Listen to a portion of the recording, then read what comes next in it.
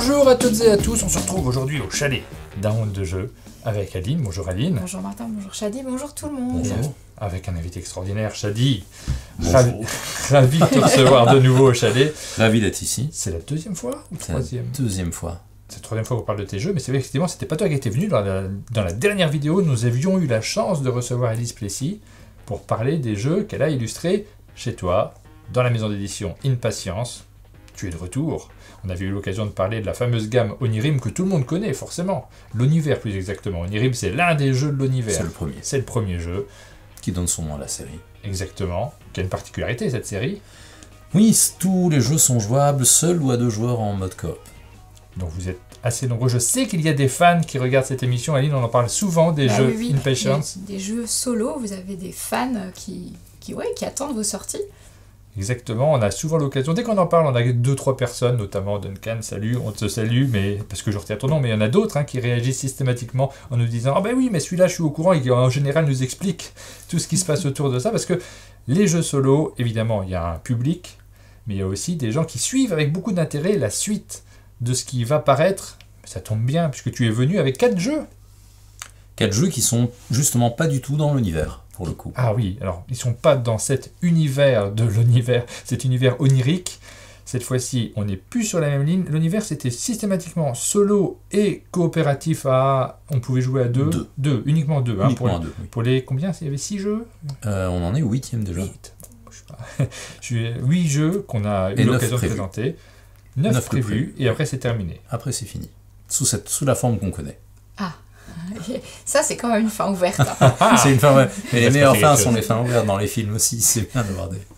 Il y a deux trucs à éviter, c'est les séries qui n'en finissent pas, ouais. mais par contre les fins ouvertes c'est bien. Ouais, si c'est vrai. Fin ouverte sur l'univers. Il y a 2 autres jeux qui sont parus l'année dernière, c'était Scoventir, mais également... Il y a 2 ans et Sphinx l'année passée. C'était il y a 2 ans. 5 l'année passée, il y a 2 ans, Scoventir. On a eu l'occasion de vous le présenter. Cette fois-ci, rien à voir, on est... quand même sur des jeux qui peuvent se jouer seuls, sur les 4 qu'on va vous présenter aujourd'hui, mais c'est une nouvelle gamme. Absolument, oui. Alors, je rebondis juste, ils peuvent tous se jouer seuls parce que c'est un peu notre ADN en tant que maison d'édition. S'il y a Impatience sur une boîte, c'est que c'est jouable en principe seul et généralement en mode coop. Mais pas que... Oui, voilà, en mode coop. Celui-ci, Last Minute, c'est 1 à 4 joueurs. Celui-ci, je regarde, c'est 1 joueur. 1 joueur. Bon, on l'a essayé à 2 avec Aline juste avant, c'était en discussion, c'était très agréable aussi d'être 2 autour de la table. Vous allez le voir de toute façon. Celui-ci, c'est Ravel, 1 joueur également. 1 joueur, mais au Festival de Cannes, on n'a jamais eu une table à 1, on a même eu des tables de 5 joueurs qui avaient l'air de bien s'amuser à réfléchir ensemble aux problèmes solo. Et le dernier, Mayor of Chicago. Alors ça c'est aussi du pur solo, mais avec 2 boîtes, il y a une règle officielle pour jouer en mode coop à 2. Voilà pour les jeux qu'on va vous présenter aujourd'hui. Alors c'est un format un peu showroom, on vous présente les 4 jeux, vous allez pouvoir les découvrir. Si vous regardez, vous pouvez la regarder en épisode, cette vidéo évidemment, en fonction de votre découverte des jeux si vous les avez chez vous, mais ça peut aussi vous orienter vers celui qui vous intéresse le plus, et on est toujours avide de vos commentaires. On a envie de savoir quels sont les jeux qui vous attirent le plus. N'hésitez pas à le marquer dans les commentaires de la vidéo, on va les lire. Et si vous avez envie d'acheter les 4, vous marquez, j'ai envie d'acheter les 4, c'est autorisé également. On vous dira aussi celui qui nous attire le plus, nous, pour y avoir joué. Les avis personnels sont toujours enrichissants. Ce qu'on va faire, c'est qu'on va prendre les boîtes, une après l'autre, on les ouvre, on les installe, on vous les explique rapidement. Vous allez voir que ce sont des jeux qui sont très simples, très accessibles. C'est un peu l'idée derrière cette nouvelle collection donc de Mini Impatience, c'est d'avoir donc des boîtes au format plus petit qu'on peut transporter un peu partout et d'avoir des règles vraiment très très accessibles et généralement un temps de jeu qui n'est pas énorme. Oui, parce qu'on voit 30 minutes, c'est le temps le plus grand qui est indiqué sur ces boîtes. Oui. En fait, c'est très bien adapté au voyage, notamment quand on part en train, par exemple. On a notre petite tablette devant nous, pas forcément une très grande place pour pouvoir s'installer. La plupart des jeux n'ont pas besoin d'avoir beaucoup de place devant soi. Non, il n'y a que Mayor of Chicago qui a besoin d'un peu plus de place, sinon tous les autres, je les ai en effet déjà joués dans le train sur des tablettes SNCF absolument minuscules. Il y a moyen. L'usage, le moment où on va jouer, ça fait partie aussi de ce que l'on vend quand on vend un jeu de société. C'est un moment de plaisir que l'on va s'offrir derrière. On visualise, vous allez très bien visualiser à quel moment vous aurez l'occasion de sortir ces jeux. Qu'est-ce qu'on fait? On commence directement, on se lance sur l'un des jeux? Choisis. C'est moi qui Je choisis. pense qu'on pourrait les faire dans l'ordre de sortie. Ce serait une indication. C'est Anne qui choisit. Voilà. J'ai cru un instant que ça allait être moi, et finalement, ça y est, tout retombe très vite. Oui. Commençons par celui-ci, Ravel. C'est le premier qu'on vous présente aujourd'hui. Il sort là maintenant, hein, c'est Oui, ça. absolument. Daniel McKinley est l'auteur de ce jeu. Il est illustré par quelqu'un que l'on connaît bien, mais alors pas forcément dans un style... on reconnaît sa patte, hein, si on a l'œil évidemment. Christine Alcouf. Habituellement, on a l'habitude de voir des décors qui sont plus oniriques, d'une certaine manière. Là, c'est un peu mécanique. En fait, oui, on avait envie... Je trouvais que le meilleur thème pour ce jeu, c'était le jeu lui-même. En fait, c'est une machine qu'il faut démonter, qu'il faut débloquer. Plutôt que d'essayer de plaquer un thème, je me suis dit, assumons que c'est un jeu, c'est une machine. Et donc, le thème du jeu, c'est la machine. Et ça m'a donné envie d'aller dans cette esthétique un peu soviétique. Et c'est ça que Christine a fait assez magnifiquement. C'est chouette, ouais. Eh ben, on ouvre la boîte, on l'installe, on vous l'explique. Alors, comme je disais, Ravel, le principe, c'est on veut débloquer une machine qui va être représentée par cette tuile centrale, quelques dés qu'on va placer au hasard. Donc là, les dés, on va les tirer, on va les faire rouler, comme exactement, on va les prendre un à un, on va les mélanger dans sa main, et sans regarder, on va les prendre un après l'autre, et on va remplir cette petite machine. Ah, là, c'est déjà bien, celui-là est sorti d'abord. Beaucoup de 5, mais oui. Et des couleurs qui sont... encore un 5. Incroyable, ce qu'on peut faire autant de 5. C'est pas mal comme tirage. Ouais, c'est un très bon tirage. C'est un très bon tirage pour commencer. Est-ce qu'il correspond aux cartes qu'on va avoir? Ça, on sait pas, mais... Alors, sur les 12 jetons bricolage qu'on a, on en prend 8, 4. On les remet dans la boîte, on n'a plus besoin de ça. On va pas jouer avec, en tout cas pour la première partie. À l'intérieur, vous avez la petite page de règles qui va vous expliquer le jeu, mais là, on vous l'explique directement, donc vous en aurez besoin évidemment pour vous rafraîchir la mémoire, mais pas forcément beaucoup plus. Et un petit catalogue à l'intérieur qu'on retrouve de chacune des boîtes.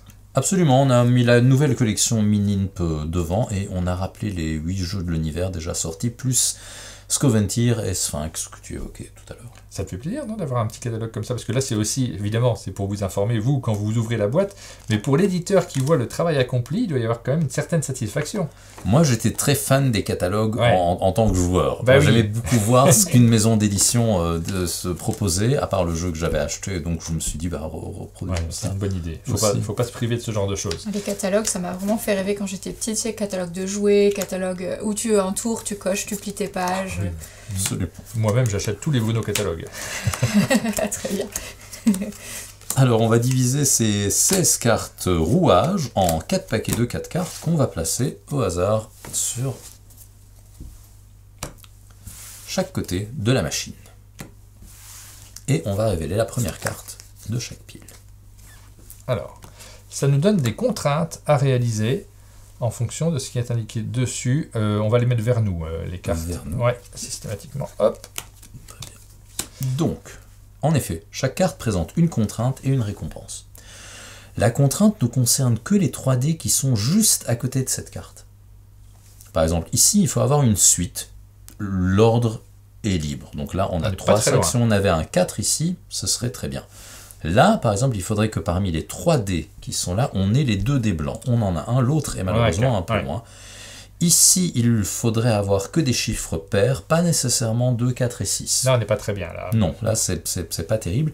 Et là, il faut avoir 3 fois la même valeur. On est également assez loin. C'est marrant parce que ce tirage qui nous paraissait si génial... Il n'est pas si génial, ce tirage. Il est très mauvais, en fait. Oui, très, très mauvais. Alors, qu'est-ce qu'on peut faire qu'est-ce qu'on peut faire pour changer, justement, le tirage, changer la position des dés, tout ça? Alors, en payant un jeton bricolage et en le mettant de côté, j'ai le droit d'échanger la position de 2 dés, seulement orthogonalement adjacents. Je ne peux pas le faire en diagonale. Si je remets 2 jetons bricolage, je peux changer la valeur d'un dé. Par exemple, je pourrais changer ce 5 pour en faire un 4. Ça serait pas idiot. Et là, j'aurai la fameuse suite. J'ai 3, 4 et 5. Je rappelle qu'elle ne doit pas être dans le bon ordre. Donc là, cette carte est résolue. Alors, qu'est-ce qui se passe quand on résout une carte? On la retire du jeu. On révèle la carte suivante. On prend connaissance de sa condition et de sa récompense. Et ensuite, on peut décider d'appliquer la récompense de la carte ou pas.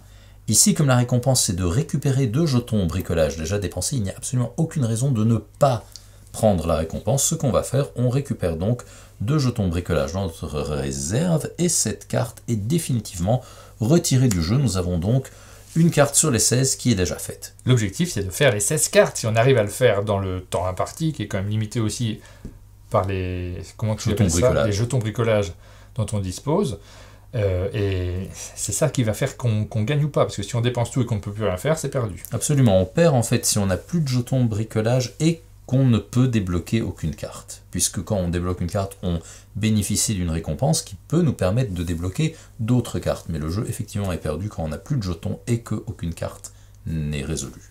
Moi, ça me démange, hein, parce que là, on vient à peine de commencer à jouer. Déjà, celui-ci, on n'aurait pas dû le dépenser. Oui, hein. on l'a pas dépensé. C'était l'exemple. On va Allez, revenir là. Oh, attention. J'allais le dire aussi. On a fait une partie juste avant avec Aline, et on a fini pile poil. Pile poil, ouais. Ouais. On n'a pas été excellentissime, mais on a réussi à finir, et c'est vrai que ça crée une tension pendant la partie. Du coup, comme je Oui, reviens en arrière, on a repris le jeton. Parce que donc l'ordre n'avait pas je reviens en d'importance. arrière sur le déplacement que j'avais fait. Donc là, il faudrait avoir tous les mêmes. Oui. Mmh. Ça fait beaucoup de jetons dépensés, évidemment. Mais ça permet de relancer une ligne, ce qui n'est pas Ça idiot permet, comme oui. avantage. Parce que là, on ne vous a pas expliqué tous les bénéfices que l'on peut avoir, mais il y en a qui peuvent évidemment influer sur l'ordre dans lequel vous allez faire les différentes actions. On est très près de cette récompense, de cette résolution-là, et la récompense serait très intéressante vu la position des cartes. Ça, c'est échanger 2 dés. Échanger 2 dés n'importe où, donc c'est plus fort que le pouvoir qui consiste à dépenser juste un jeton. Oui, parce que déplacer le blanc pour l'amener ici, ça va être très compliqué, d'autant plus que c'est un blanc qui est de l'autre côté, donc il faudrait déjà en fait l'enlever. dépenser un, Je pense 2, qu'il faut, 3. il faut Par dépenser. contre, ça, Ça, c'est on peut le faisable. Mais là, assez il nous rapidement. faudrait un 6, donc il faudrait dépenser Il faut 2. dépenser 2 puis mettre. il y a plus simple, enfin plus économique. Ah, qu'un 6 tu veux dire, tu veux échanger 2 dés si tu mets celui-là? Si je mets le 5 à la place c'est du tellement 3. astucieux. C'est plus économique, hein, moi je trouve. Ça ne coûte qu'un seul jeton de bricolage, et là, on a fait, la somme est égale à J'ai 14. trouvé tout seul. Alors avant de la mettre de côté, Le on bonus. a droit au bonus, mais avant d'utiliser le bonus, on peut regarder quelle est la prochaine carte, et éventuellement utiliser le bonus en fonction. Là, il faut avoir 2 dés de valeur identique, ce qui est le cas, mais la récompense est de faire un reset, donc en fait Qui on nous dérange reprend, pas tant que ça. Hein. Non, on en a bien envie du reset. si ce n'est que cette récompense est pas mal non plus. On va d'abord faire celle-ci, c'est-à-dire échanger le 3 avec ce 5. J'impose, hein, mais Vas-y. je pense que vous êtes C'est tous effectivement, été la d'accord. bonne, c'est Ouais. effectivement une bonne... Et donc ça c'est retiré du jeu, on a utilisé la récompense. On a donc les 2 dés On blancs. a donc les 2 dés blancs, il n'y a pas de raison de ne pas le faire. Bah non. Donc on les retire, on prend connaissance de la carte suivante. Là il faut 2 couleurs identiques, c'est également fait. C'est aussi un reset, comme là. Mais avant ça, on a la possibilité de basculer un dé sur la face opposée. Est-ce qu'on ne ferait pas celle là-haut, le 4 de là-haut? Ah, sur la face opposée. Non, oui. sur la face opposée, non. Là, Moins bien. Hein. Moins bien. Pas convaincu. Alors, ici, il n'y a rien qui... C'est On 2 l'a. identiques. C'est On 2 l'a. valeurs identiques, 2 couleurs identiques. On l'a. Ah, ouais. Ici, que du pair. Alors, c'est vrai que si on basculait le 5 ou le 3, on aurait un chiffre pair de l'autre côté. Mais il faudrait encore oui, c'est pas modifier. fini, ouais. Alors, est-ce que ça vaut la peine de le Bon, faire? c'est comme ça, parce que... Bah, de toute façon, si on reset derrière, ça... c'est un coup pour rien. Ouais, bon, on le fait pas. Parce qu'on va resetter derrière, c'est bien ça. Parce que si on le fait ça, mettons qu'on le fasse, on va tourner et on va avoir un pair, mais après on pourra pas valider autre chose. On pourra valider ça, parce qu'on a les 2 couleurs, et on pourra valider ça si on ne touche pas à Oui. ces dés-là. Oui, mais on va forcément se reposer la question de... Ah, on pourra pas valider, oui. Ouais. Oui. On va forcément se reposer la même question. Moi, je le tournerais quand même pour avoir un 4. Parce que 4 et 4 dans la même ligne, c'est jamais. Ok. Si jamais cette carte revient là. Ouais. Ok. Non, surtout, si ça... Oui. Voilà. Si. Ok. Voilà. Donc, quel reset on fait? Là, ça n'a pas énormément d'importance. On peut aussi en faire un, Alors. ne pas utiliser la récompense. J'ai un truc. On peut faire celui-ci, c'est-à-dire le remplacer par un 4, ça coûte 2 jetons. Mais après, en retournant à 90, tu le mets là-dessus et c'est tous les Ouais, mêmes valeurs. c'est tous Est-ce les que mêmes c'est valeurs. pas... Parce que j'étais bien. en train de regarder avec mon petit geste. C'est bien, c'est On n'est bien. pas censé jouer à tout le jeu, on a du mal à s'arrêter. Hein. Hop, on le fait. Là, ça devient un 4. Et vous voyez que c'est un jeu solo. Là, on peut complètement jouer tout seul, mais le fait d'être 3 nous donne envie de discuter et, en ce qui me concerne, de prendre toutes les décisions. Ah ouais, c'est bon. Non, mais c'est clairement un jeu dans lequel il peut y avoir effectivement un petit effet leader, mais ça fait partie de ce genre de jeu. C'est pour ça que c'est marqué jouable à un joueur. On résout donc fait ça. On Tac, révèle. tac, tac, tac. On Ouais. révèle. La suivante. Alors là, attention, parce que ça, c'est pas inintéressant non plus. Il faut des valeurs supérieures à 3, 4, 5 ou 6. On a 4, 4. La carte est donc résolue. Alors là, on pourrait décider de renoncer à cette récompense, mais on pourra pas la récupérer plus tard. Mais alors, on peut résoudre cette carte, et la récompense consiste à prendre n'importe quelle carte visible Ouais. et à la déplacer sur une autre pile. Ah, bah on a. Ah, c'est on a pas envie de faire idiot. ça, du Donc coup. on renonce va ça. faire C'est ça que tu Bah nous oui. conseilles. Bah, je sais pas, c'est une Ça, option. c'est Donc on fait validé. celle-ci. On regarde quand même la Non, suivante. on regarde quand même la suivante. Là, il faut les 2 oranges, donc ça va pas ça, nous on y est aider. Pas encore. Par contre, On déplace n'importe On quelle carte. déplace. on Bah, peut dépasser celle-ci. celle-ci et la mettre ici. Bah oui. Oui. Voilà. Absolument. Donc là, c'est bon. Elle est validée. Regardons ceci. Là, il faut des petits chiffres, on n'y est pas du tout. Ah oui. Donc Donc, là, on valide les 4 valeurs identiques et la récompense, c'est de retirer 3 dés de les leurs relancer. encoches, de les relancer et de les remettre dans l'encoche qu'on veut. Chacun. Donc, il ne faut pas remettre nécessairement le bleu là, le noir là et Ouais. l'autre bleu là. ah oui. Oui. Alors après, pour les 2 oranges, ça va pas nous aider. On relancerait ceux-là, parce qu'il faut des petits chiffres. Ouais, relançons cela. Ça paraît bien. Est-ce que c'est le moment où on s'arrête ou on finit, Oh, vu le on va nombre finir de la cartes, partie on quand va même. On finir. va voir où on se retrouve et on verra bien en montage si je garde tout ou pas. Pas mal. Ouais, c'est pas mal. pas mal. On peut même dépenser un pour. Alors, on va garder ce 4 ici, pour cet objectif, le 3 et le 1. Alors, ce qui est dommage, c'est qu'on n'est pas obligé de faire la carte. Non, tu peux Non. obligé. Donc là, c'est bon. On a deux quantités identiques. On va pouvoir valider ça par la suite. Et on ne sait pas encore si on applique l'effet. On va déjà regarder la carte en dessous. Il faut les Deux 2 bleus, bleus. donc ça, c'est pas du tout bon. C'est vrai que c'est pas Donc du tout... là, on a le choix. Soit on fait le reset tout de suite, soit on fait ce reset-là qui a comme condition 2 dés de valeur identique, mais du coup, alors, De la couleur. carte est De retirée. couleur. On fait le... Oui, 2 dés de couleur, donc ça c'est bon, mais la carte est retirée. Oui. On fait le reset Ouais, comme on si fait on le l'avait reset. fait là, mais on n'a Ouais. pas un deuxième reset en réserve. Oui. Alors, si on... Non, on le fait. Ouais. Oui. On regarde quand même.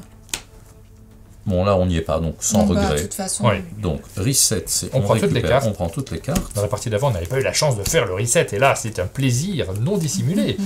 Bah, c'est pas mal, surtout que les paquets ne sont plus du tout. Je pense qu'il y avait un paquet avec une seule carte, Ouais. donc c'est pas non plus nécessairement très bon quand Oui, il ça nous se reste fait un mieux gros s'équilibrer. paquet. On les a pas dépensés, mais vous allez voir que sur la fin, on a vraiment besoin de les avoir, ces jetons. Donc ça va être... Bah, Le reset, là, on n'a c'est pas pas- le choix, il reste exactement 8 cartes, donc il faut C'est mettre bien. 2 cartes dans chaque paquet. Oui, c'est bien. Ça nous offre Et- des possibilités. On révèle des petits chiffres, 3 couleurs différentes, les 2 noirs Ah, les et deux noirs. un pair. Pas incroyable, hein, comme... Non, c'est pas Alors, joli. le Des impair... quantités différentes. Des couleurs Des différentes. couleurs Là, différentes. un échange nous met déjà Hmm. bien Ouais. pour celui-là.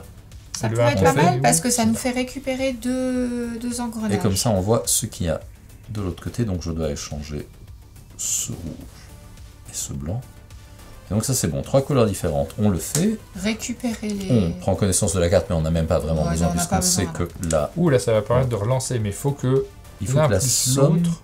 Ouais, là, c'est pas tout à fait ça. C'est pas tout à fait ça, hein. Il faudrait 2 déplacements ici. Alors là, je pense que plus rien n'est bon, donc il va falloir commencer à dépenser. Si on échangeait par exemple ça, on aurait que des impairs. Là. Ah, là, les deux noirs, on y est loin. Oula, c'est une situation qui est pas très très rigolote. Oui, on va faire ça. On va faire celui-ci, comme ça nous permettra de retourner. C'est le seul qui est envisageable. Après, on a la récompense qui est Qui pas. est bien, qui est Elle très est bien. bien. Et puis en plus, Oui, on va découvrir la c'était le carte bon en dessous. Et on va retourner de 90 degrés les deux bleus. Ça, c'est un dilemme, parce que si on retourne à 90 Non. degrés, on se rapproche du noir, mais Ah oui. on s'éloigne du bleu. Ouais, Si on le tourne comme ça, on se rapproche de ça, on le fait. mais on s'éloigne aussi beaucoup. Enfin, à part que là, on peut déplacer les bleus. Oui. Ouais, on va faire comme ça plutôt. J'impose. Mais on est filmé, c'est pour ça. Sinon, je vous demanderai votre avis, tout ça. Là, j'ai pas envie. Hop Jouez pas comme ça chez vous. Je vous montre le contre-exemple de ce qu'il faut pas faire, j'en ai conscience. Ici, on a toutes des impairs. C'est bon, ça va. Ça marche, mais on va pouvoir déplacer la carte, c'est ça qui est bien. En fait, ça, c'est pas des impairs, c'est des petits chiffres. C'est 1, 2, Ah, 3. mince. Ah, donc Ah, j'ai rien c'est pas compris. grave, on va juste dépenser. Mais on est très près ici d'une résolution. Si on inverse le 4 et le 3 ici, Ouais. il faut que la somme de 2 dés soit égale au troisième. On a un 3 et un 1, Ah oui, ça marche. dont la somme fait 4. Oui, Donc on il fait suffit ça. Ah, Tu as bien un fait jeton. de me corriger, parce que j'allais faire n'importe quoi. Hop, et ça, c'est validé. On va pouvoir relancer une ligne. Où est-ce que ça nous arrange? Ouais, moi, je vois 2 endroits où c'est intéressant de le faire, mais Ah oui? ils sont un peu en contradiction. Bah, là, c'est risqué quand même de relancer On cette n'est pas ligne. très loin hein, de celle-là. Et relancer, ça nous amènera pas... Ah, relancer, tu les replaces où tu veux derrière? Ah oui, alors si. Ça permet peut-être d'avoir le bleu, on va moins le placer. Mais c'est vrai qu'on risque de perdre ces 2 chiffres qui sont, peut-être tant très pis. bien. Attends, j'ai juste une question. Est-ce qu'on est obligé de la valider tout de suite? Ah oui, on peut pas Oui. faire autre chose. Non, la valider, pardon. La valider, pas du tout. Parce qu'on peut peut-être faire cette carte-là avant. Ça coûte 2 jetons. En payant 2 jetons, alors. Oui. Oui. Parce que après celle-ci, tu vas pouvoir déplacer et Mais remettre après, le on aura bleu en plus face de grand-chose, celle-là. Oui, mais Ok. là, tu pourras déplacer un objectif. Est-ce que ça nous aide? On ne sait pas, mais peut-être que la carte derrière, elle a un effet. Je sais pas, hein, je veux pas faire le vide. Je m'en foutrais énormément. Ah, tu parles. Non, Donc c'est vrai qu'on est dépendant de la relance ici. Si on a que des gros chiffres, Mm. c'est vraiment dommage. En même temps, on a sans effort le bleu, puisque on l'aura- quelle que soit la valeur, on le met... on l'aura quoi qu'il on arrive, le bleu, si on le, avec celle-ci. Oui, c'est vrai. Bon. Comme tu le sens, je te laisse faire. Allez, je le fais. Je transforme celle-ci en un petit chiffre. Vous préférez un 1, un 2 ou un 3? C'est pas un. Ouais. Allez, un 2, c'est plus flexible. Le 2 permet. Celle-ci est validée. Donc, on peut Imaginons déplacer que ce n'importe soit quelle carte et la mettre. Alors, certainement pas celle-là, puisque la somme des dés doit être égale ou inférieure à 7. Or, on les a. Oui. Donc ça, il ne faut pas y toucher. Ça, bah, c'est bon. Ça ne sert pas. Enfin, on est plus près de 2 noirs si on la met ici. Quelle Ici, est Non, non, non, cette non. récompense? Il faut d'abord faire on celle-ci. échange de dés. C'est par exemple celui-ci et celui-là. Ouais. Mais donc, du coup, on renonce à ça. On se dit qu'on n'en a pas besoin. On n'en a pas On besoin. n'en a pas besoin. Très bien. Donc, on ne fait pas cette récompense. On résout du coup cette carte. Ouais. Bah oui. Très bien. Donc, il faut échanger 2 dés, pas Celui-là. nécessairement orthogonalement adjacents. Ah oui, mais ça nous embête même pas. Regarde, c'est le même numéro. On a l'impression que ça a été fait pour ça. Voilà, du coup, On aurait aussi pu échanger ces deux-là et valider celui-là. Oui, mais on va le faire avec celle-ci Ouais. automatiquement. Donc c'est maintenant qu'il faut la faire, je crois. oui, on a les 2 noirs aussi, donc autant... Il n'y a plus de cartes ici, il n'y a plus de cartes ici. Là, ça revient au même. Oui. Ça revient un peu Oui, au même. donc faisons ça. alors. Faisons celle-ci. Hop, on va relancer ces numéros. Ce qui ne nous sert pas énormément en fait pour l'instant. C'est juste à remettre le bleu là-haut. Oui, Alors que là, on ne sait pas ce qu'il y a derrière. Peut-être on peut temporiser. On peut peut-être temporisons. faire les deux. La récompense, c'est quoi? Plus 1 D'ajouter ou de retirer de soustraire 1 à 1 ou 2 dés. On peut faire Bah, 2. ça nous permet de voir la carte en dessous du coup. Ça peut être intéressant. Faisons ça. Hop, Les 2 oranges. on devrait s'en Ça sortir, je crois. pas, mais là, c'est bon, en Oui, fait. a priori. Là, c'est bon, on a peut tout gagné. faire. On a gagné. Allez, Ouais. bien joué. Tu veux Faisons-le faire les quand même. derniers et les Oui, derniers, oui, on les va faire dernières les derniers. manipulations? Donc ici, donc pas besoin de faire cet effet, on s'en Non. fiche un peu. Là, on va relancer ces dés-là en faisant ce bonus parce qu'on les Celui-là a aussi, activés. surtout, Celui-ci parce que c'est aussi. ça l'intérêt. Chac, chac, chac, on regarde même pas les numéros parce qu'on est des foufous. Hop. Pour un jeton, on peut remplacer ces deux-là, les échanger. Cette carte est réalisée. On peut retourner un dé. Je propose de retourner celui-là sur sa face opposée. Ça sert à rien, mais on le fait quand même. Et on a validé celui-ci. On a gagné, Et c'est sur, gagné. sur le premier mode. Parce que il y a des petites variations, tu m'as dit, dans la boîte. En fait, on a joué avec les 16 cartes standards. Oui. Et dans la boîte, on a 16 cartes avancées. Et on peut remplacer autant de cartes standards qu'on veut par des cartes avancées pour augmenter les difficultés. Déjà On remplacer dose. une ou deux, enfin déjà 2 cartes remplacées, ça On peut augmente les déjà voir la... à l'intérieur. Il faut qu'on voit ça. Parce que là, effectivement, vous dites, ils ont gagné la première partie. Moi, si j'ai envie d'avoir du défi, mais oui, vous avez déjà du défi sur la première partie parce que vous le voyez, on le gagne, mais il nous reste qu'un seul jeton et on a eu de la chance dans le tirage. Quand même, sur la fin, on a vu que ça s'est bien goupillé.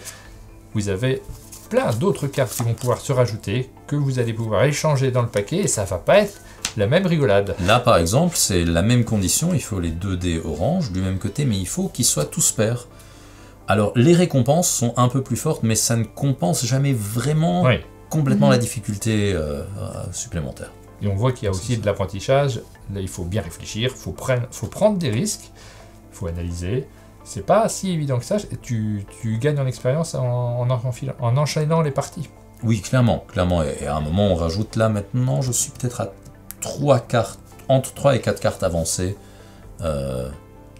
Sur ta quantité de cartes. Sur ma quantité de cartes. En anticipant les cartes, parce que tu connais les objectifs par cœur, tu arrives à te dire celui-là n'est pas encore tombé, il faut que je l'anticipe. Non, parce qu'il y a tout ça quand même. Alors il y a deux façons de faire. Donc déjà pour répondre à ta question, alors sur le jeu standard, le jeu de base, tout à fait. On se dit ah là il y a ça va encore venir, on peut consulter la défausse, on finit par connaître.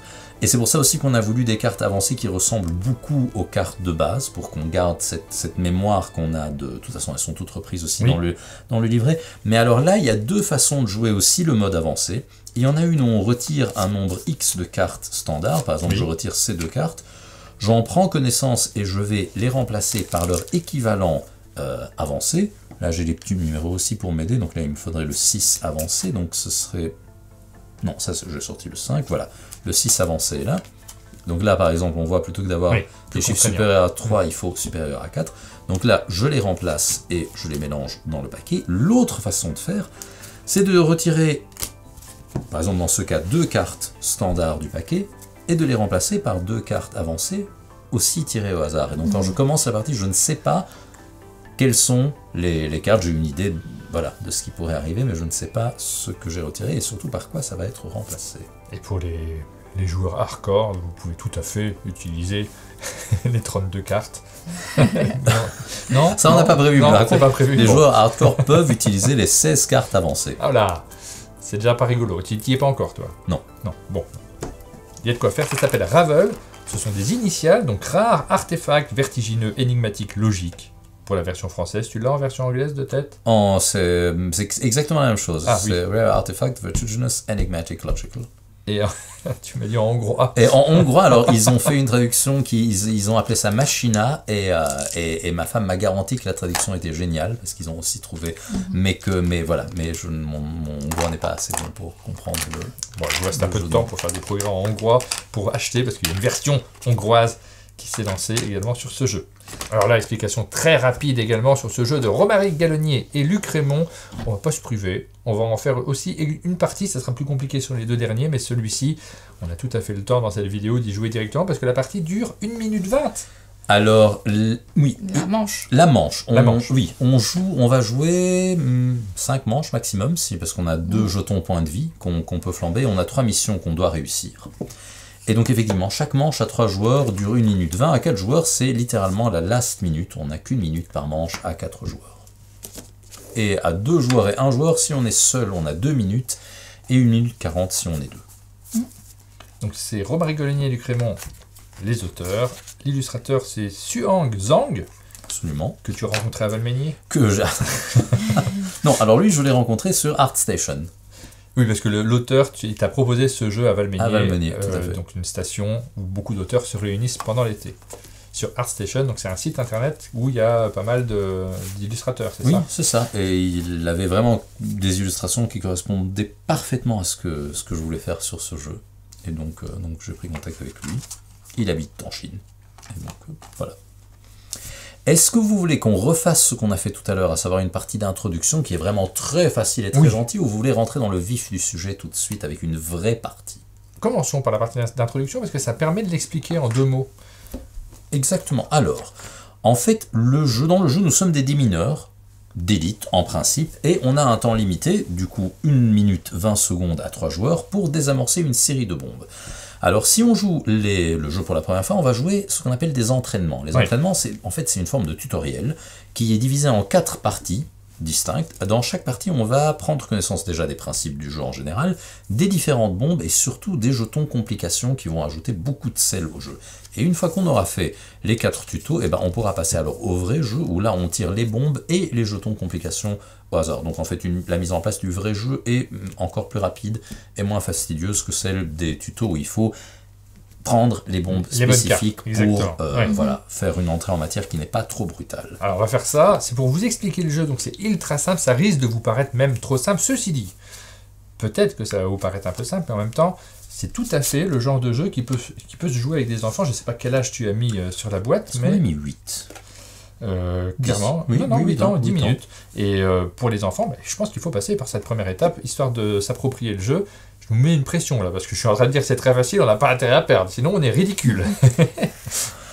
Pour les enfants, il faut juste qu'ils sachent décompter à rebours à partir de 60. Oui, c'est la c'est seule, c'est la seule clair. chose. Et c'est pour ça que 8 ans, c'est bien. Mais 7 ans, ça doit marcher aussi. Je mets un chronomètre. Je vais d'abord quand même expliquer. Je te laisse expliquer, mon Donc, chronomètre est prêt. Comment est-ce qu'on désamorce une bombe? Bon, chaque bombe présente une série de câbles sur sa carte. Et on a des cartes câbles qui représentent ces mêmes câbles coupés, donc désamorcés. Alors pour désamorcer une bombe, c'est très simple, il suffit de jouer en dessous de la bombe les cartes de la bonne couleur. Par exemple là on voit une bleue, une jaune, une rouge. Là je joue une bleue, une jaune, une rouge, en plus dans l'ordre des câbles. C'est pas du tout nécessaire, en tout cas pas au stade avancé. À part qu'en faisant ça, j'ai fait une énorme erreur, j'ai pas respecté la règle fondamentale du jeu, qui est qu'on ne peut jouer les cartes que, tu l'évoquais il y a une seconde, dans l'ordre décroissant, c'est un compte à rebours. Donc là, 27, 53, c'est pas du tout possible. 27 et 1, c'est tout à fait possible. Par contre, là, c'est très mal joué, étant donné que les cartes vont que jusqu'à 0, et donc il me faudrait une carte 0 jaune, il n'y en a pas dans le jeu. Donc là, on aurait perdu. Le bon jeu aurait été de faire 53, 27 et 1. Là, on respecte la règle de base qui est le compte à rebours, et cette bombe est désamorcée. Il faut désamorcer les 3 bombes. On ne doit pas nécessairement terminer une bombe avant de travailler sur les autres. Ça, c'est aussi les jetons complications qui vont nous amener cette contrainte plus tard. Et voilà, on joue ensemble, mais pas au tour par tour. On joue librement autant de cartes qu'on veut. On peut aussi jeter des cartes de sa main. Et on repioche à 5 cartes, qui est sa main de départ, n'importe quand. On ne doit pas avoir dépensé toutes les cartes de sa main pour reconstituer sa main. Voilà, 5 cartes en main, on joue en même temps, c'est du temps réel, on va se lancer directement, comme ça vous verrez comment le jeu fonctionne. Et un petit détail quand même, les cartes se jouent les cartes câbles se jouent comme la bombe avec le gros chiffre en dessous, bien visible, pour rappeler à tout le monde ce qu'on a joué. Les retourner peut donner de mauvaises surprises, on pense que c'est un 10, et en fait non, on a joué un 1. Donc ça c'est... Attention, hein. Le sens de lecture est important, ne perdez pas là-dessus. On va se lancer directement, on a 1 minute 20, 5 cartes chacun dès qu'on les a, je lance le chronomètre. Et pour rappel, si on n'a rien qui nous plaît, on peut jeter nos 5 cartes et en reprendre 5 nouvelles. Une fois. Là ça devrait être rapide.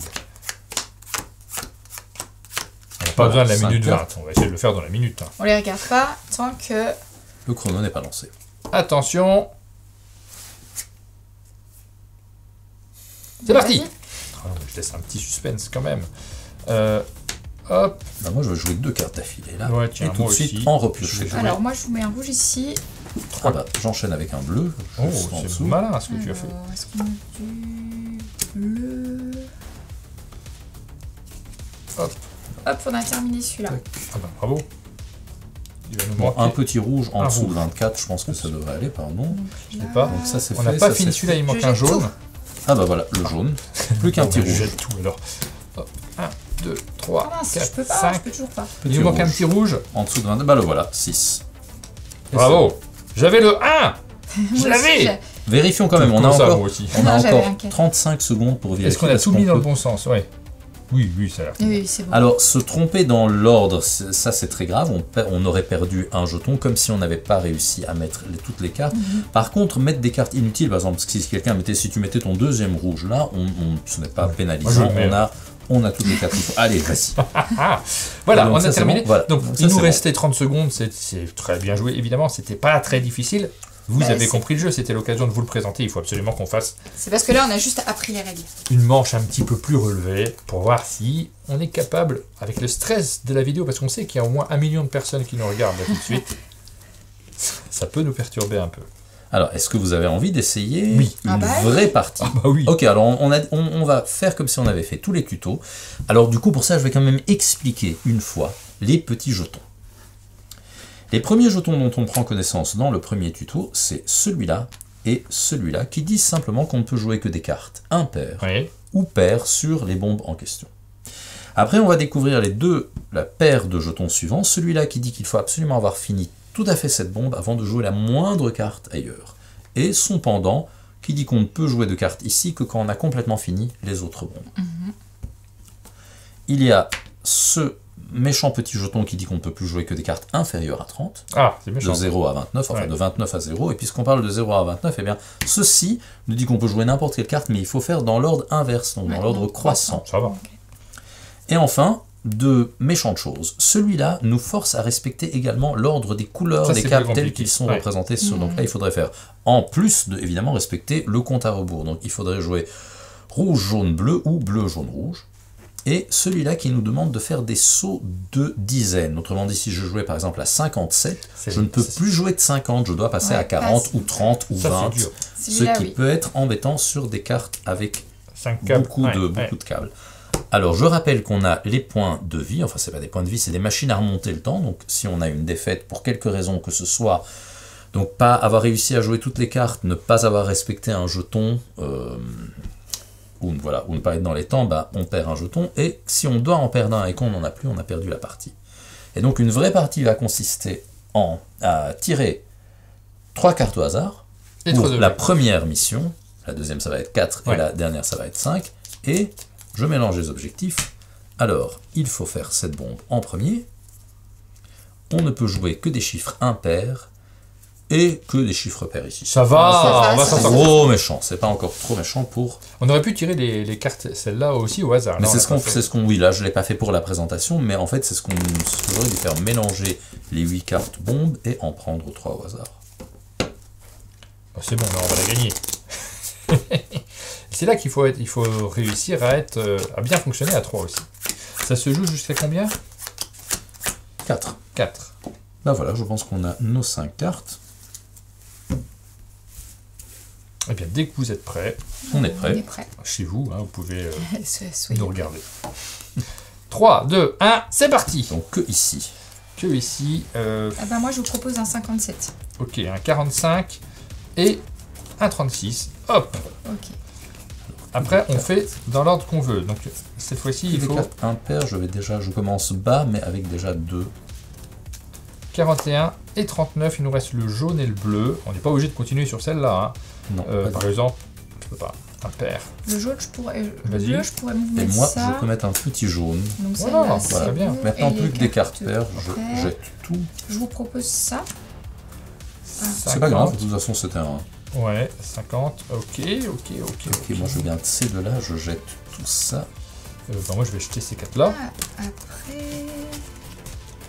Ok, c'est bon. Ok, je vais poser celle-ci, un 44. Il nous reste 2 verts à mettre et un rouge. Moi, j'ai un 32 ici. Ok, je te mets un 24. Il nous manque un petit rouge pair. Et voilà.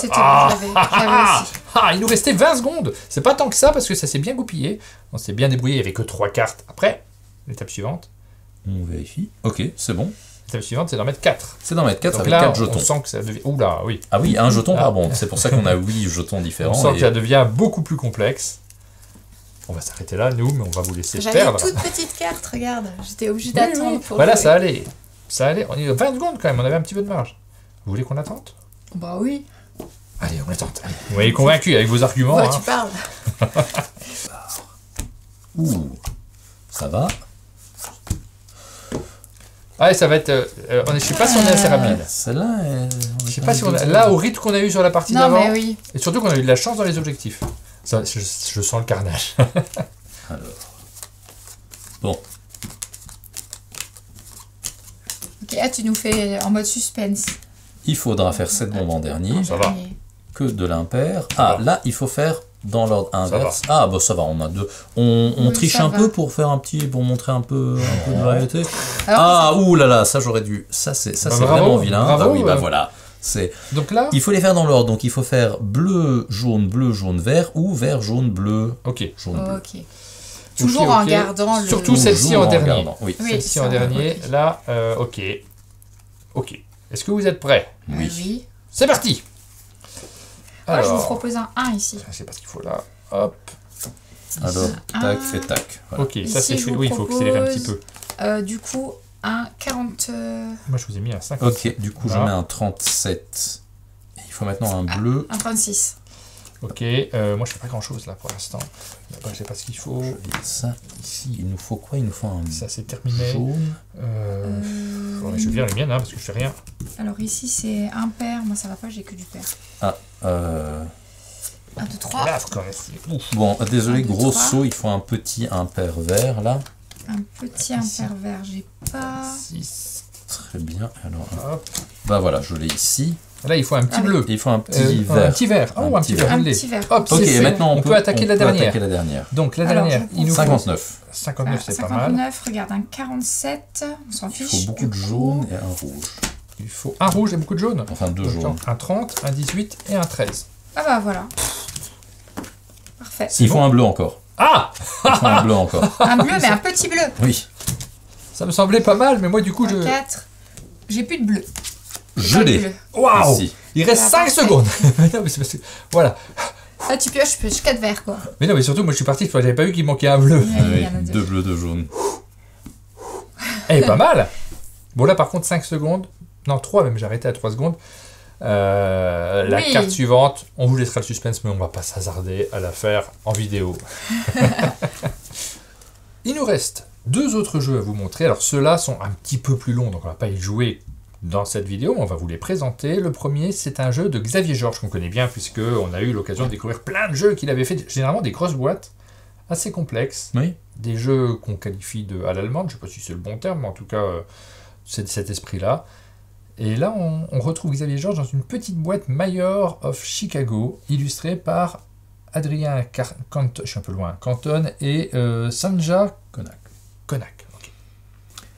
Alors, le principe de Mayor of Chicago, c'est que on veut devenir maire à la place du maire. J'adore ça, moi, je l'ai souvent fait. Et donc, au début de la partie, on va choisir un maire à affronter parmi les 8 qu'il y a dans la boîte. Et ils ont 4 niveaux de difficulté. Oui.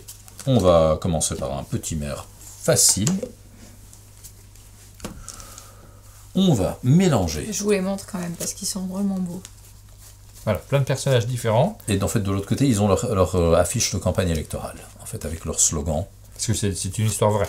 Ah oui, absolument. Ah bah, Et, je le reconnais, lui. et donc, leurs statistiques de l'autre côté qui vont aller crescendo en fonction du niveau. Donc là, on a un maire qui n'est pas trop difficile à battre. Il nous faut 40 voix à la fin de la partie. Elle n'a que 6 de popularité, 6 de force, et elle n'est pas très corrompue. Nous, on commence avec rien du tout. Personne ne veut voter pour nous. On n'est pas populaire, on n'a pas de force, on n'a pas d'alcool en réserve. On n'est pas corrompu, ça c'est déjà bien. On ne fait que commencer dans la vie politique. Et on a quand même un petit trésor de guerre de 25 $. Alors, on va mélanger toutes ces cartes. Et on va en prendre 4 au hasard qu'on va disposer en une colonne. Ça, c'est la ville de Chicago. Ça, c'est la ville de Chicago.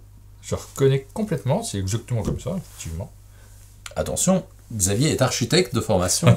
Et je pense qu'il a fait son travail de fin d'études sur Chicago. Donc c'est une ville qu'il Pour de connaît, vrai, oui. qu'il connaît Oui, très donc bien. C'est Oui, oui, comme ça, les rues sont exactement Mais en celles-là. fait, je pense que la ville de Oui, Chicago comme a un plan à beaucoup de villes l'américaine. américaines, ouais. Oui, oui, Donc, on va mélanger les 6 cartes événements qui sont recto verso. Donc, on va en retourner quelques-unes en mélangeant pour être sûr d'avoir une disposition différente à chaque partie. Voilà. Et donc, comme ça, on a délimité le périmètre de la ville. Comment on joue? Donc à chaque tour. on a un petit tableau là en fait, on a des colonnes et des lignes qui sont Qu'on va composées. remplir. Voilà. À chaque tour, on va piocher la première carte du paquet et prendre connaissance des 2 faces. Et on peut alors décider de soit la poser dans la ville, adjacente à des cartes qui sont à une carte qui est déjà là au moins, ou à engager l'assistant qui est de l'autre côté. Si par exemple on décide de l'engager, un assistant a un prix en $ avec une réduction si on a atteint un certain seuil de popularité ou suivant les cartes de force. Par exemple, cette carte avec minimum 6 de popularité nous coûterait 4 $ au lieu de 6. Là, c'est pas possible parce qu'on a 0 popularité. Ici, avec 3 de force, on aurait 1 $ d'économie, mais là aussi, notre force est à 0, donc la réduction ne s'appliquerait pas. Si on décide d'engager cette assistante, on va donc payer 6 $ et passer à 19. Et on va mettre cette assistante de côté, prête à être jouée dans un quartier quand on a au moins un quartier constitué. Alors pourquoi on fait ça? Je vais accélérer un peu le jeu. Imaginons que dans les tours suivants, je prenne la On décision n'aurait pas vraiment fait ça, d'ailleurs. à chaque Tu ne fois. sais pas, Aline, peut-être tu l'aurais fait. Bah, il y a peu de orange, quand même. Voilà, imaginons que j'ai constitué ce quartier. À mon tour, je peux décider soit de continuer à révéler la première carte et de prendre la même décision, soit de jouer un des assistants que j'ai déjà engagé. Là, je n'en ai qu'une, je peux décider de la jouer dans le quartier qui est formé. Pourquoi? 2 raisons. La première, c'est que je vais scorer les ressources du quartier dans lequel je pose l'assistant.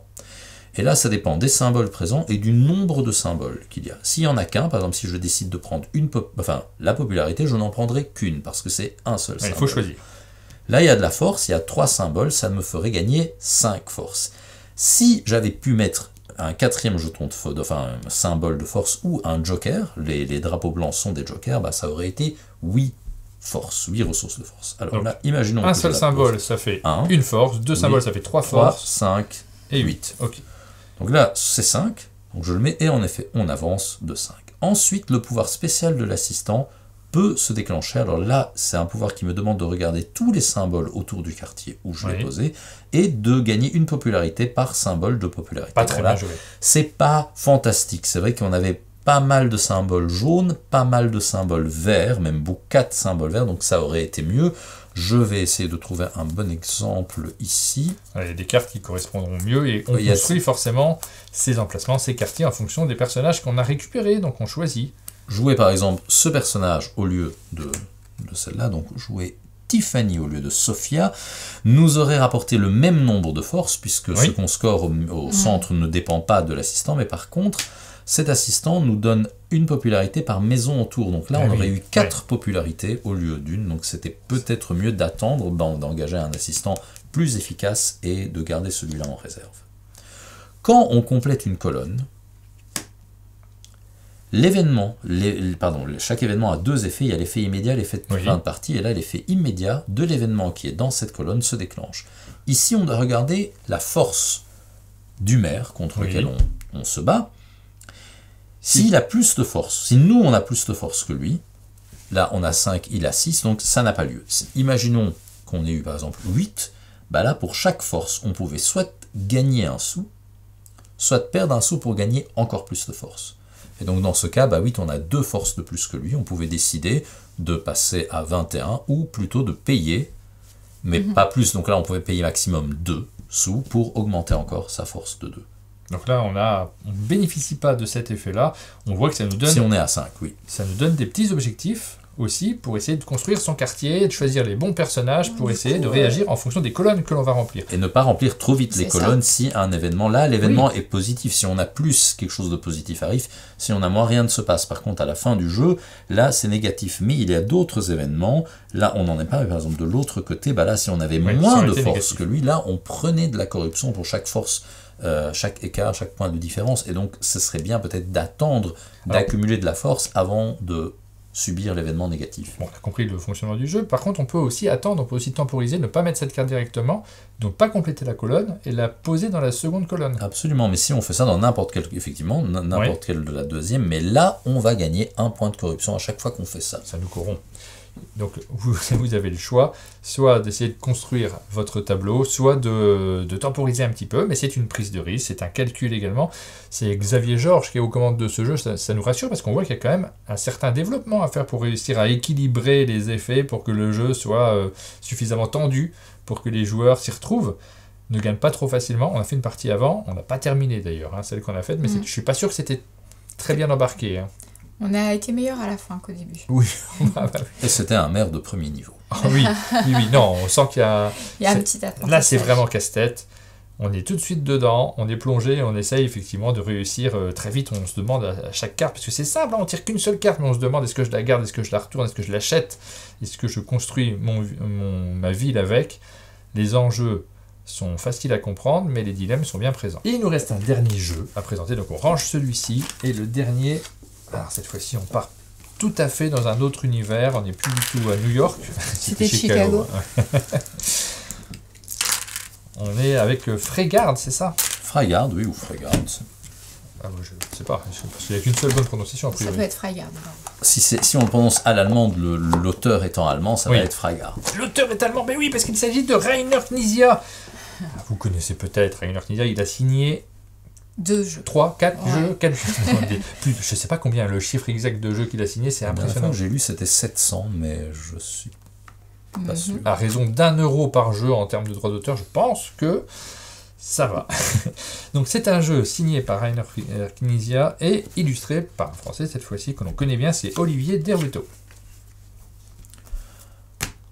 Alors, le principe de Freygarde, c'est qu'on va affronter les méchants châteaux rampants qui sont venus pour dévaster la contrée pacifique de Freygarde. Et on va devoir recruter les défenseurs de cette contrée, qui sont les dragons, les golems et les zents, qu'on voit en couverture, pour espérer pouvoir repousser cet assaut horrible. Alors, les cartes château rampant sont recto verso et viennent en 4 niveaux de difficulté. On a l'aube, qui est le niveau d'introduction. Ensuite, on a midi, crépuscule et nuit, qui est le niveau le plus difficile. Alors, commençons par le niveau le plus facile, qui est l'aube. Moi, j'ai peur de voir ces châteaux arriver là. T'as peur, vraiment? Ouais.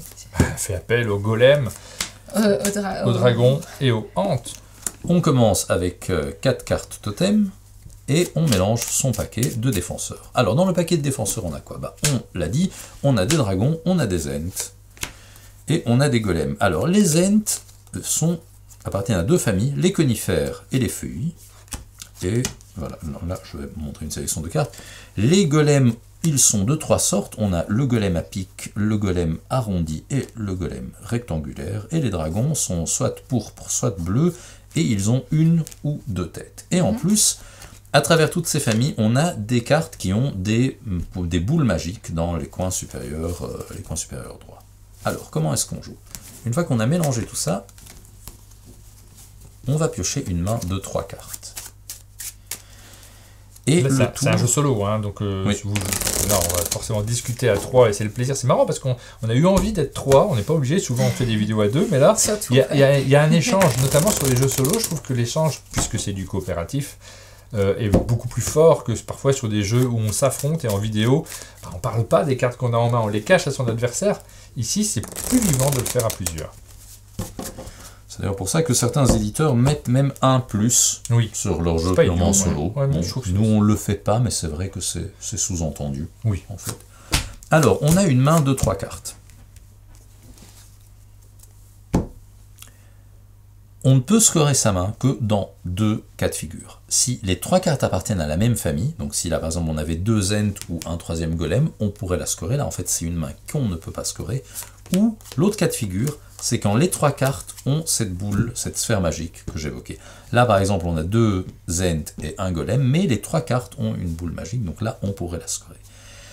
Alors, quand on ne peut pas scorer sa main, ou si on ne veut pas la scorer parce qu'on pense qu'on peut faire mieux, on peut piocher la première carte du paquet. Et là, du coup, on se retrouve avec 4 cartes. Pardon du principe pour ne pas embrouiller non plus l'explication qu'on n'a qu'une seule main. Donc là, on aurait ces 3-là, on ne peut pas les scorer. Non, on ne peut pas les scorer, donc on tire. Là, on est obligé. Hop. Et alors, là, on doit décider, on doit immédiatement jeter une des cartes. On ne peut pas garder 4 cartes en main. Et là, il faut décider vers quelle série on va. On a des boules, des sphères magiques, donc là on pourrait se dire on garde ces 2 cartes, on a les ents qui sont ensemble, ou on a les 2 golems. Donc là il faut décider, il faut défausser une carte avant de continuer. Dans tous les cas, quoi qu'on défausse, on ne pourra pas scorer, mais on va prendre une direction pour un scoring potentiel, et donc il faut décider. Donc, moi je serais d'accord aussi. Ça. Très bien. Alors, en plus on a ici 2 ents, et il n'y a pas toutes les cartes n'en ont pas. Non, même il n'y en a qu'une avec 2, donc ça c'est une carte assez précieuse. Donc piochons la prochaine carte. Alors ça c'est très très bien. Là je pense que la décision est assez claire par rapport à ça. Exactement, et on défausse tout et on joue avec une seule carte. On défausse Martin et on garde. Bon, alors maintenant la question se pose. Est-ce qu'on veut scorer tout de suite? Alors là il faut avoir une petite idée de comment chaque famille score, parce qu'elle score différemment. Les ents c'est simple, il suffit de compter les ents. Donc là on a 5 points. Par contre, si toutes les cartes appartiennent à la même famille, si on avait 3 cartes feuillues, là on a 2 feuillus et un conifère, on multiplierait le résultat par 2. Ça pourrait être extraordinaire. C'est une histoire de stop encore. Donc c'est un stop encore. Est-ce qu'on est content avec 5 points, ce qui est déjà vraiment beaucoup? On est quand même content, je crois. Ou est-ce qu'on essaye de remplacer cette carte par une carte feuillue, sachant que même si on a une carte feuillue à 0, on fait déjà 6 points. Donc on fait déjà 5, mieux que les 5. 6. Mais est-ce qu'on veut brûler à travers brûler le paquet, surtout qu'il y a une carte déroute qui, si on la pioche, nous force à défausser toute sa main sans la scorer. Donc, qu'est-ce qu'on fait? Moi, je crois qu'il n'y a pas de choix. Là, en fait, tu le sais toi-même. J'ai dit, tu les aurais gardés. Là, les 5 points, c'est 5 points, c'est vraiment bien. Surtout que c'est la carte déroute risque de tomber. Oui. Alors, on a l'impression que c'est du hasard. Là, on est en début de partie, on a un gros paquet. Mais en fait, c'est une gestion de paquet. Et on s'en rend compte... parce qu'on a fait une partie complète, manche complète juste avant. Il faut accepter les choses rapidement, parce que sinon ça descend très vite. Mais il y a une tension qui monte au fur et à mesure du paquet, même s'il y a une part de hasard dans le tirage des cartes, et évidemment ça peut être plus ou moins bien straté, quand même, cette gestion, il faut bien avoir conscience que vaut mieux pas gaspiller sans aucune raison. 5 points, c'est beaucoup. Surtout, il ne faut pas gaspiller sans raison, parce que surtout, je n'ai pas expliqué comment on gagne ou comment on perd. Il faut éliminer ces 3 cartes. Mais oui. Donc, à la fin de chaque manche, il faut être capable d'éliminer une de ces cartes. Sinon, on perd le jeu. Et la partie s'arrête. Comment est-ce qu'on élimine une carte? En scorant au minimum sa condition de défaite. Ici, c'est 14, mais il faudra aussi parvenir à éliminer une carte à 18 et une carte à 22 dans le jeu. Donc effectivement, 5 points, c'est déjà pas mal en tout début de partie. Si on décide de la scorer, on va faire une pile de score avec des cartes face cachée. Donc là, on va prendre ces 3 cartes et il nous manque 2 points. Il se trouve qu'on a 2 cartes dans la défausse, on peut les utiliser. Si on n'avait pas eu assez de cartes, on aurait pu prendre des cartes du sommet du paquet, mais on réduit le paquet d'autant, ce qui n'est pas fantastique non plus. Donc là, on se rapproche de la carte 14. Dans la partie qu'on a faite avant, on a réussi, on a fini à 17. Oui, on était près de 18 et on a une façon de pousser un peu à la fin d'une manche en utilisant les bonus que je vais expliquer un peu plus tard. Là, on a bien joué parce qu'on a utilisé toutes les cartes qu'on a eues en main au final. Oui. Donc on n'a pas de déchets. Mais là, il faut réussir à faire la 22 à un moment dans la partie. Donc cette 22, elle est dure. Là, on se dit, c'est peut-être la manche où il faut faire 22. C'est peut-être là qu'il faut prendre des risques. Notre première manche, c'est pas obligatoirement la 14. Ça peut être n'importe laquelle des 3. Là, on a c'est une main pas scorable, donc c'est évident, il faut piocher. Ah, c'est mieux, c'est celle-ci qu'on défausse. A priori, c'est celle-ci. Alors là, on peut déjà décider est-ce qu'on veut la scorer ou pas. On n'a que des dragons. Alors, 3 dragons, quels qu'ils soient, c'est 1 point. Si on parvient à avoir 3 dragons à une tête, là malheureusement on en a un à 2 têtes, ce serait 2 points. Si les 3 dragons ont 2 têtes, c'est 3 points. Et si les dragons sont de la même couleur, on multiplie par 2. Donc aussi, si on avait réussi à avoir un dragon bleu ici, on ferait là 2 points au lieu d'un seul. Alors, est-ce que ça vaut la peine de scorer pour 1 point? Ou est-ce qu'on essaie d'améliorer ça? Qu'est-ce que tu me conseilles, Aline? Moi, je la tenterai, parce qu'on n'a pas de carte. J'essaierai d'avoir encore un bleu. Ça ferait que 2, c'est ça? Si on a un bleu? Ça fait déjà 1 point de plus que maintenant. Ça fait 1 point de plus. Sachant que si on tire une carte, si on pioche une carte et qu'elle ne nous convient pas, on peut l'acheter. Oui, si ce n'est qu'on diminue le paquet, mais c'est le principe du jeu. Mais là, on n'a pas vraiment encore perdu de carte. Pour 1 point. Ok. Non, comme tu veux. Alors, tirons une carte, mais une. Hein. Oui. Alors là, c'est pas mal du tout. Ça devient un dilemme. Parce que oui, alors je rappelle, 3 dragons à une tête, c'est 2 points. Donc là, on a déjà doublé notre score, mais du coup, on se sépare de ceci. Ouais. Bah oui. On a essayé de faire mieux, on a mieux, je dirais que c'est bien. Alors, est-ce qu'on veut être très gourmand, sachant que si on a maintenant un dragon rouge, on va multiplier? Non. 2 points, c'est bien, très bien. Notre ratio de cartes regarde, c'était pas un dragon rouge, la carte suivante. Combien il aurait fallu en avoir pour l'avoir? Regarde, pas du tout. Parfait. Non. Non, mais non, ça va. C'est quand c'est le suivant que c'est... Donc on a 4 cartes pouvoir qui ont des pouvoirs différents. Là, si on les voit bien sur la caméra, c'est un mauvais exemple dans la mesure où on a eu, c'est un exemplaire de pré-production, on a eu une petite erreur d'impression. Oui, ce ne sera pas le cas de la boîte qui est vendue en boutique. Non, mais qui va partir en production dans 3 semaines. Donc on a le temps de corriger cette erreur. De corriger cette petite erreur. En fait, on a 4 symboles différents, 4 pouvoirs différents qu'on peut utiliser. 3 d'entre eux, on les utilise pendant une manche. Et un à la fin d'une manche, je vais déjà parler de celui qui est à la fin d'une manche, c'est un bouclier qu'on ne va pas représenter ici. Si à la fin d'une manche, on n'arrive pas à atteindre le seuil minimal, en principe, on perd la partie. Oui. Là, on peut dire non, j'ai mon bouclier qui me protège, le bouclier s'en va et on peut recommencer. La manche, mais elle a compté pour du beurre. Elle a compté pour du beurre, oui. C'est pour ça qu'on joue maximum 4 manches. Oui. En principe, il faut éliminer un château par manche, mais on a la manche en plus, potentiellement, avec le... Si on ne l'a pas dépensé. Oui, alors, ce qu'il y a, c'est qu'on peut aussi le dépenser. On peut dépenser chacune de ces cartes, soit pour son pouvoir, soit pour son +1. Imaginons qu'à la fin de la manche, on fasse 17 points. Oui. Bon, 17, ça nous permet facilement d'éliminer le 14. Mais avec seulement un point de plus, on pourrait arriver à 18. Et là, on pourrait se dire, je vais sacrifier une de mes cartes en fin de manche pour avoir le bonus. Alors, laquelle? Est-ce que c'est le bouclier parce qu'on est sûr de soi qu'on n'en aura pas besoin, ou une des 3 autres que je vais expliquer maintenant? L'œil permet de voir le futur. Donc là, par exemple, on pourrait dire, si ça c'est notre main, on pourrait se dire, je veux une carte dragon. Et alors, on va commencer à révéler des cartes jusqu'à trouver un dragon. Et toutes les cartes révélées ne vont pas dans la défausse, justement, mais sont remélangées. Très pratique. Et en plus, on peut préciser. On peut dire, je veux un dragon, par exemple, je veux un dragon à 2 têtes. Ou je veux un dragon rouge. Mais je ne peux pas dire, je veux un dragon rouge à 2 têtes. Là, c'est trop. Donc, il faut choisir une caractéristique et une famille.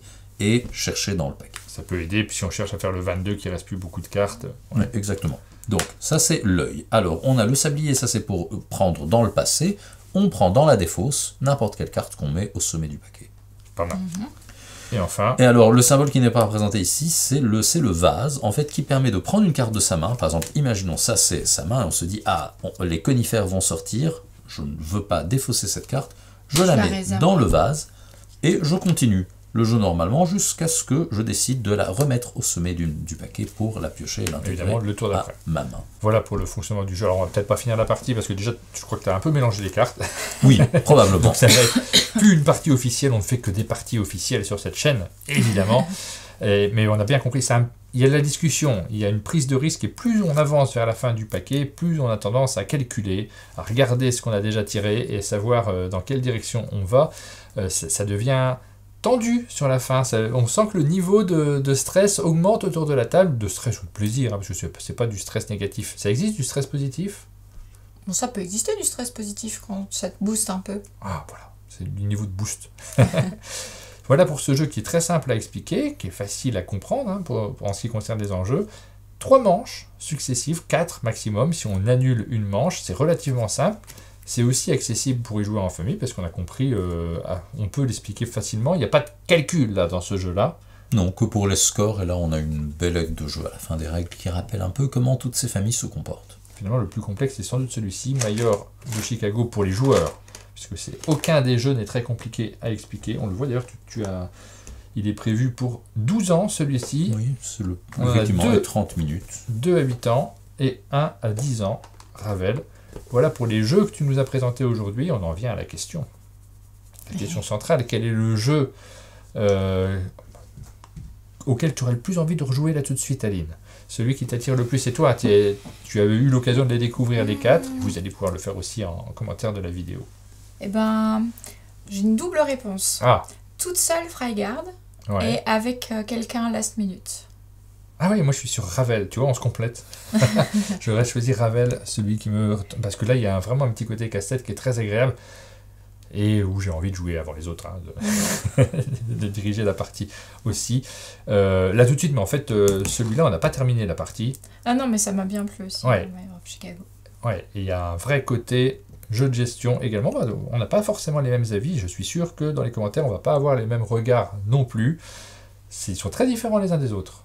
C'était le but, en fait, j'avais vraiment envie d'une collection extrêmement variée, ouais.